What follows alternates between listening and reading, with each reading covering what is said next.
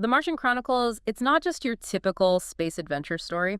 It's social commentary, wrapped up in this series of interconnected stories, almost like, snapshots of some future history. Okay, so picture this. Earth is like right on the edge of like full-blown nuclear war. And there's Mars, right? This tempting escape, a brand new start for humanity, except colonizing a whole other planet. Well, let's just say it gets kind of messy. And that's where Bradbury's genius really comes in, you see. He's using this fictional colonization of Mars as like a mirror, to reflect on ourselves. And it's a chronicle starting in 1999 and going all the way to 2026. He actually even updated it later, from 2030 to 2057. And it unfolds as like a tapestry, like woven from all these interconnected moments. So we're not talking about like one straightforward story here? No, not at all. It's more like you're piecing together this historical record almost. We get glimpses into different expeditions, different characters, and then gradually, like a puzzle, this bigger picture starts to emerge. Gotcha. And what about these first expeditions from Earth? What are we learning about humanity's first, like, steps onto Mars? Okay, well, think of it this way. We're the aliens in this story. Bradbury really makes us confront how humans approach the unknown. Take that first expedition in Rocket Summer, for example. He paints this incredibly vivid picture, a rocket launching on like a freezing Ohio day. And the heat from the engines, just for a moment, turns winter into summer. Wow, that's powerful imagery. It just sets up this really stark contrast between, like, Earth, which we know, and the fiery unknown promise of Mars. Right, exactly. And then we shift to Mars itself in the story Yella. And there's this Martian woman, and she starts having these telepathic dreams about this human astronaut coming to Mars. It's almost like a premonition of what's coming. And her husband, Yeah. Yella, he's not exactly thrilled about these dreams. He's suspicious, jealous right from the start, which kind of hints at this potential for conflict, not just between humans and Martians, but even within their own societies. And then in the summer night, things get even weirder. The Martians start unconsciously singing Earth songs. It's almost as if like human culture is invading their minds even before the humans physically arrive. It's subtle, but it shows how contact, even at a distance, can have this really disruptive effect. It makes you wonder, can we ever truly approach the unknown without, like, imposing ourselves on it? That's the question, isn't it? Then we meet the second expedition in the Earthmen, and this is where things get really, really interesting. These humans land, and they're expecting this big welcome, right? But the Martians, they totally misinterpret them, think they're delusional. The humans actually end up in this Martian asylum. Their reality is dismissed as just plain madness. They're like a textbook case of, like, miscommunication, right? Total breakdown, because their cultures are just so vastly different. Right, exactly. But it also says a lot about perception. We see what we expect to see, and that can be really, really dangerous. Yeah, and that fear of the unknown, that keeps topping up, doesn't it? Especially in the taxpayer. There's this guy who is desperate to get to Mars because he thinks there's going to be an atomic war on Earth. He sees Mars as his only hope, his escape. It plays into that Cold War anxiety, very real at the time. It also makes you ask, are these colonists really looking for a new start, or are they just running from their problems? Which brings us to the third expedition.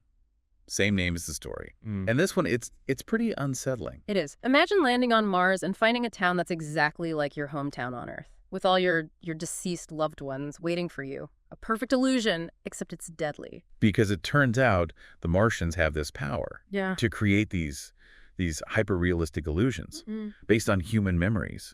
And the astronauts are completely drawn in, right? They're longing for the familiar. It's used against them.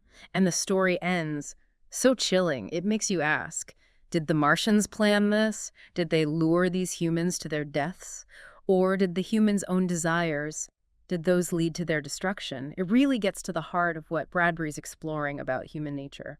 It's powerful, how our desires can be our own undoing. Right. And then, we have the near extinction of the Martians. And not by some huge battle or advanced weapons. They're wiped out by chickenpox. What a tragic irony. It just reminds us that contact, even when it seems harmless, can have devastating effects. Makes you think, doesn't it?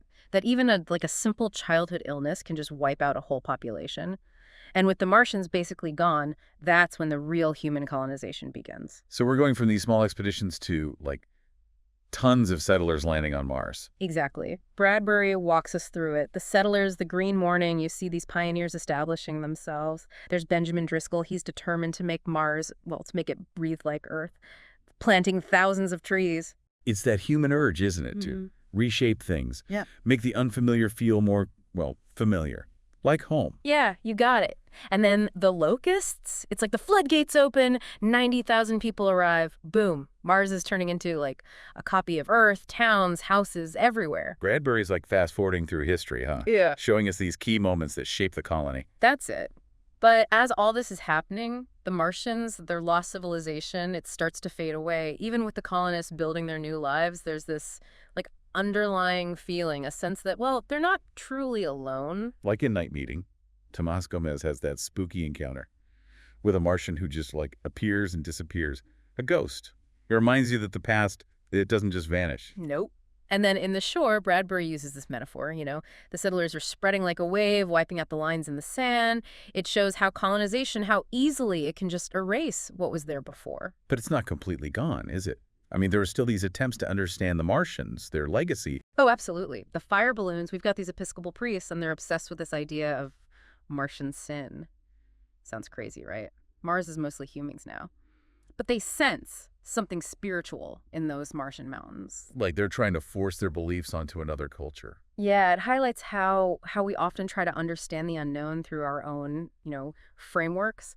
But the interesting thing is they encounter these beings, strange, luminous beings. They think these are the real Martians, beings that don't even fit into human ideas of sin. So it's a story about faith, but also about encountering something truly alien, something that just blows apart our assumptions. You got it. And then human society, as it takes root on Mars, what happens? It starts repeating the same problems from Earth. We see this play out in Usher II. William Stendhal, he builds this elaborate haunted house based on Edgar Allan Poe. It's his rebellion, see? Against the censorship, the conformity that's taken over Mars. Like they brought the problems they were trying to escape, right? Mirrored them on Mars. Yeah, and Stendhal's revenge on the censors. Brutal. Chilling. It reminds us, no matter where we go, that human capacity for darkness, it's still there. And then, as the Martian colony is thriving, something happens back on Earth. The luggage store. We get the first hint of trouble. The priest overhears this conversation about a war brewing on Earth, but it seems so far away, so unreal. Yeah, that denial. And then, bam, the off-season. Sam Parkhill, former astronaut, he's setting up the first hot dog stand on Mars. Totally oblivious to the fact that his world, back on Earth, is about to self-destruct. He's so focused on his ambitions, making money, he doesn't see the signs. And tragically, he even kills a Martian who's trying to warn him about the war. Misconnection, right. A chance to understand. It shows the danger of being self-absorbed, focused only on ourselves. And then the news hits Mars. The Watchers, they see it. An explosion on Earth. The war has started. Panic. Total panic. The Martian dream is shattered by the reality of Earth. People are scrambling to get back, abandoning their homes, their dreams. It really shows you how fragile those dreams can be. And the silent towns. We get this picture of Walter Grip. He's wandering through these empty Martian towns, ghost towns. They represent, like, the failure of the whole colonization project. It's that cyclical thing, isn't it? The colonists wanted to escape Earth's problems, ended up bringing them along, and now they have to deal with the consequences. It's haunting, isn't it? Mars has seen two civilizations rise and fall, and now it's this ghost planet. And that silence, it's deafening. Bradbury, he takes us from all that activity, that bustling colony, to this eerie quiet after the war. It really hits you how fragile it all was. And in the long years, you really feel that isolation. Hathaway from the fourth expedition, he's been living alone on Mars for decades. Surrounded by these androids, copies of his wife and kids who died years ago. Heartbreaking, really, this attempt to recreate what's gone. Clinging to memories, trying to hold on to some kind of normalcy in this empty place. And when the rescue ship finally shows up, it's bittersweet, He's happy to see other humans, but there's also this acceptance, like his time on Mars is over. It's interesting. The captain of that ship is Wilder, the same captain from the fourth expedition. We've come full circle, back to the start of the colonization. Yeah, we have. And Wilder's reaction to those androids, fascinating. He doesn't interfere, lets them keep existing, even though they're not really needed anymore. Like he sees their humanity, even though they're not human. Right. Makes you think about what it means to be alive, to have a soul. That question runs through the whole book, doesn't it? And then, we're back on Earth. There will come soft rains. 2026. This one house, still standing, all its systems working.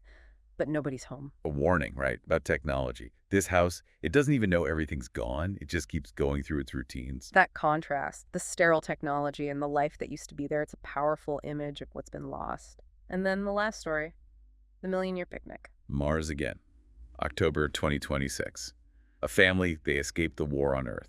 They've chosen Mars as their new home. But unlike those earlier colonists, they're not trying to recreate Earth. They want a true fresh start, to build something new without the old mistakes. Their father, William Thomas, he tells his sons, Earth is gone. You have this chance to create something better. Takes them to a Martian canal, shows them their reflections.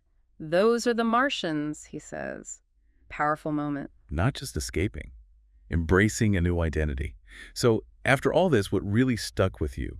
The tragedy of the Martians, the colonists making the same mistakes again, or that family looking into the canal. Bradbury gives us so much to think about. The Martian Chronicles, it's about exploration, that human need to reach for something more. But it's also a warning about our own nature, about responsibility, about empathy as we go into the unknown.